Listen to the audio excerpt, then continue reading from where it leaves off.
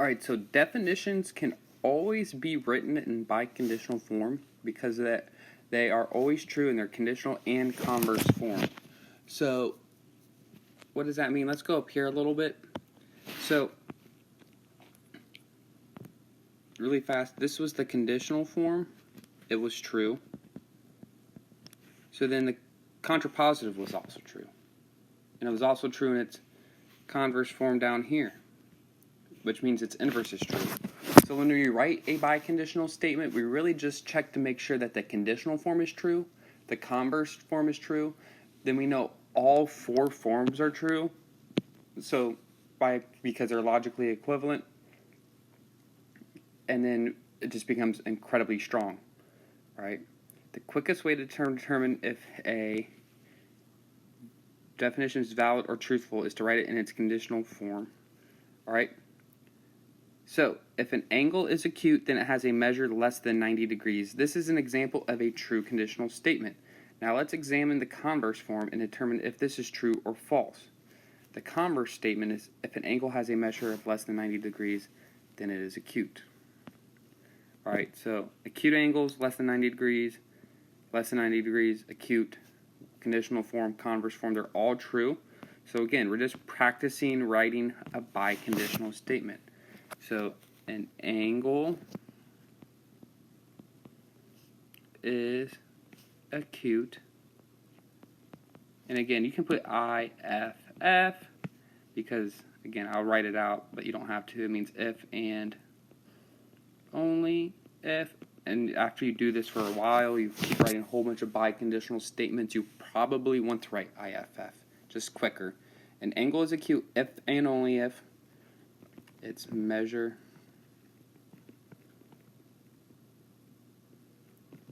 is less than 90 degrees. And just some side notes, I've said this, but make sure you're realizing no if, no then. Alright, I'm not saying if an angle is acute, if and only if, then its measure is less than 90 degrees. We're removing the if, then aspects. Alright. So an angle is right. If an angle is right, then its measure is 90 degrees. This is a true conditional statement. Now, in its converse form, so I just read, if you're confused, I was reading right here. If an angle is right, then it has a measure of less than 90 degrees. Or if an angle is right, then it has a measure of 90 degrees. True. If an angle has a measure of 90 degrees, then it's right. So again, both forms are true. Conditional is true, so I know the contrapositive is true. Converse is true, so I know the inverse is true. So all forms are true, so this is incredibly strong. Alright, so I can write it as a biconditional. An angle is right if and only if it has a measure of 90 degrees.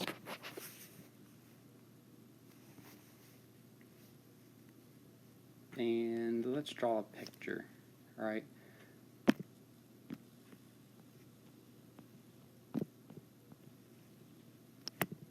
For those who know who he is, one of Darby's most famous teacher, this is Mr. DeShetler.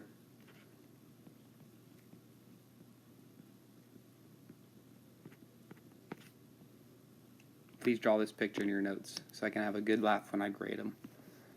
Alright, an angle has a measure of 110 degrees, then it is obtuse.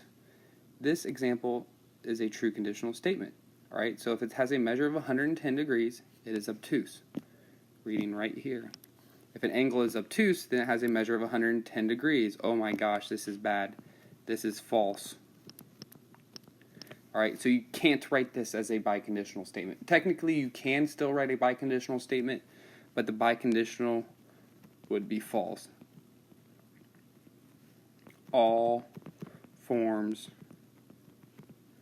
are not true. And since it's false, we'll draw another very famous Darby teacher. Some of you guys probably can tell who I'm about to draw. You might have her this year. You might have had her at Heritage. She has very beady eyes and some sharp teeth.